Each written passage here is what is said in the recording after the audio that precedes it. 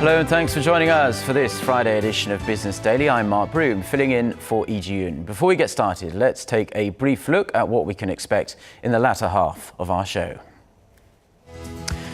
Queues continue to grow at popular hanshik buffets that serve dozens of Korean dishes, all while being light on the wallet.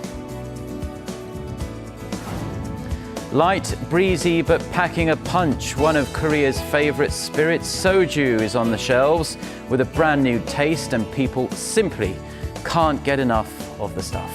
These stories and more coming up.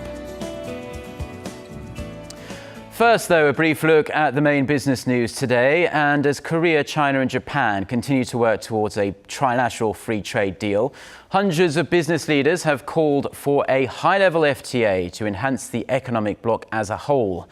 At the conclusion of this year's meeting of the Korea-Japan Economic Association, businessmen from the two countries also committed to support Korea joining the US-led Trans-Pacific Partnership trade deal. They also said the regional FTA and TPP would not only help Seoul and Tokyo forge a stronger economic relationship, but also play a key role in realizing an economically integrated Asian region. The Korean government has received the largest sum in dividends from state enterprises in 3 years. According to the Finance Ministry, 21 out of 28 entities the state holds shares in paid a total of $467 million. That's 56% higher than last year. The return from such enterprises had been on a downward trend since 2013.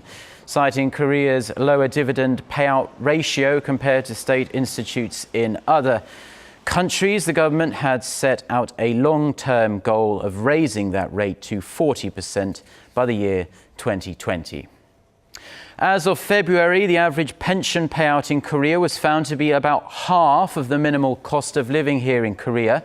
According to figures released by the National Pension Service, the average monthly payment to an individual came in at just under $300, and this is compared to the year's minimal cost of living, which stands at around $570. This included special pensions that allow for payouts to senior citizens who had paid in for as few as 5 years, but did not include one-time pension payments such as those for disability or death. Now, May is traditionally a month of many celebrations in Korea, meaning a lot of gifts and plenty of eating out. But many people in Korea say when it comes to loosening their purse strings, things are not much easier, even with consumer prices remaining pretty static. Our Lee Ji-young has more. Cosmetics like lipstick or face powder are popular gift choices for many Koreans, loved for their compact size and practicality. But recently, more people say they feel reluctant to buy them, as the average price for cosmetics jumped 3.8% on year in April. For products like face powder, it jumped by a significant 8% on year, according to Statistics Korea.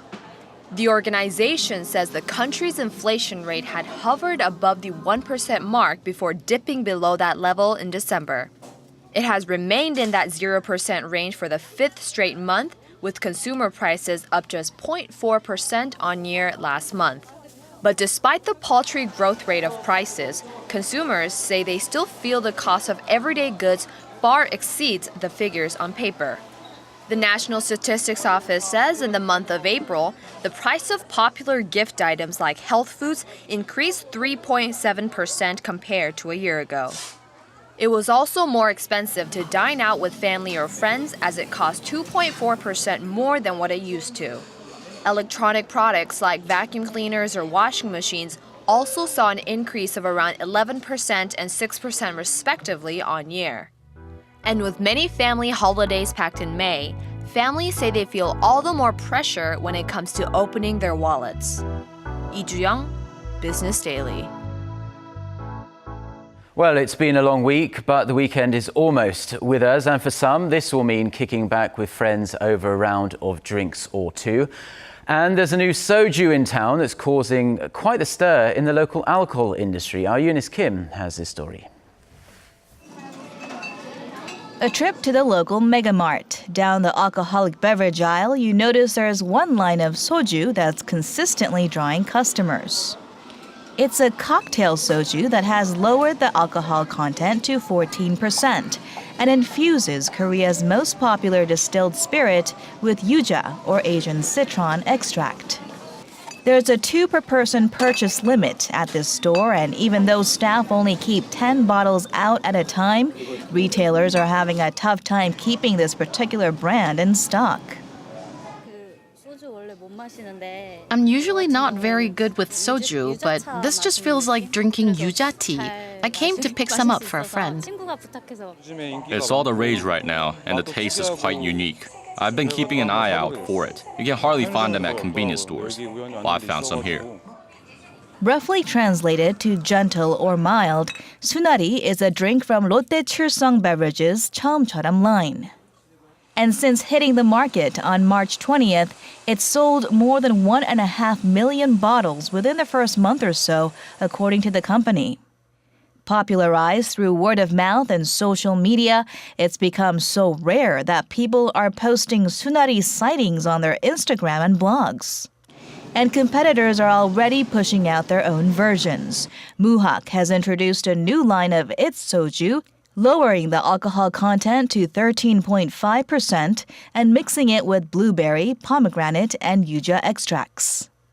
While Hait Jinlo, which enjoys 47% of the local soju market share, is pushing back in the opposite direction by cranking up marketing of its high alcohol content soju, Chamisul Classic.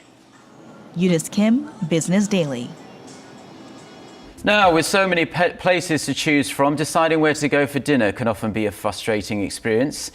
If it is for you, like it is for me, then you might want to consider the latest food trend to hit Korea. Buffet restaurants serving Korean cuisine, or hanshik, are the talk of the town these days. They have pushed out the once popular Western steakhouses and have raked in huge profits in the process. For more on this topic, which is making me very hungry already, we're joined by our Kim Minji in the studio. Good morning, Minji. Morning, Mark. So, walking and driving around, you can't fail to miss how many of these hanshik restaurants are popping up, not only in Seoul, but around the country. Yes, more keep popping up every month, and proprietors from large corporations and small and medium-sized companies are all in the game, so the competition is getting very intense.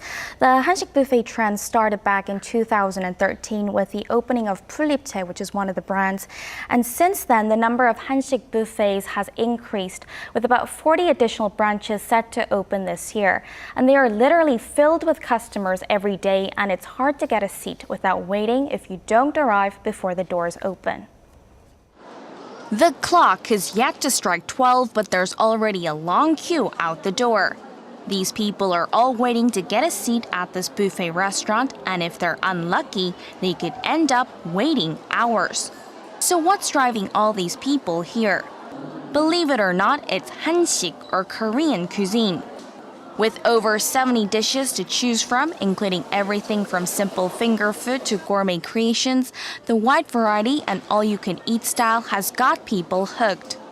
At less than $15, it's a bargain that more and more Koreans are finding hard to resist. That's much less expensive than a meal at an upscale Korean restaurant, which can cost at least $50 per person on average, or Western family restaurants.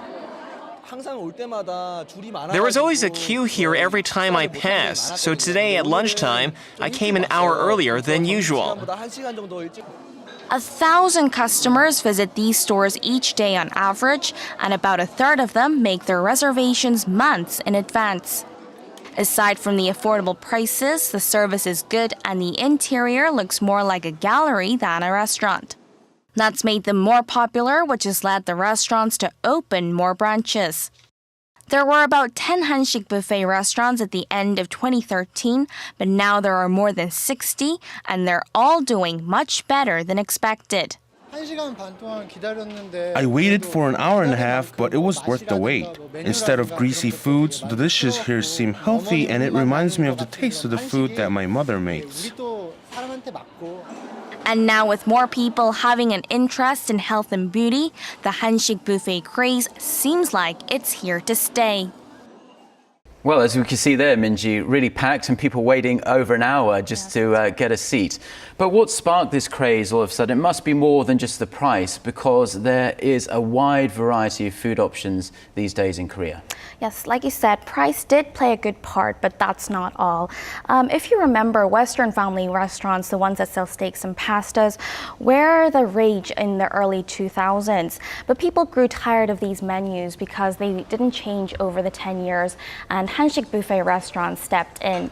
And as you saw in the report, people are more health conscious these days, and that includes being more careful about what they eat. Unlike the food at the Western restaurants, which are in high calories and fairly unhealthy, the Hanshik buffets offer healthy choices and a wide variety of options.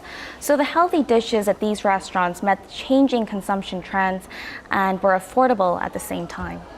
Yes, well, I saw a few unhealthy options in their report there, but what are the prospects for this market? Because it really is growing at a furious pace right now, but could it potentially go the way of these Western-style restaurants and start quieting down a bit? Or will they remain as popular as they are now?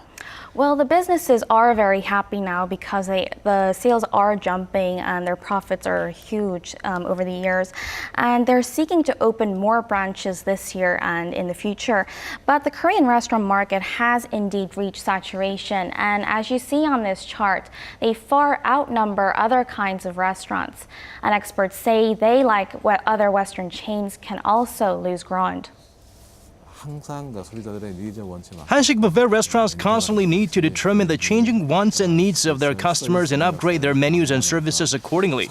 People can easily turn their backs when they aren't satisfied, as there are now so many other food choices. He also added that businesses need to focus on maintaining their consumer base and securing loyal customers rather than focusing on expansion. And with the popularity of Korean dramas and pop culture, there's also a growing interest in Korean food outside the country. So experts say if they prove their worthiness here, there will be ample opportunities for them in the years to come. Well, let's hope this trend continues in the years to come and it doesn't go the way of those Western restaurants. And I'm suddenly very tempted to check out one of those places this weekend. Thanks to your report, Minji, and thank you all for coming in. And we hope to see you next time. You're welcome. Well, that wraps up our last edition of Business Daily this week. Our regular host, Lee Ji-yoon, will be back in the hot seat next week. Have a great weekend. Goodbye.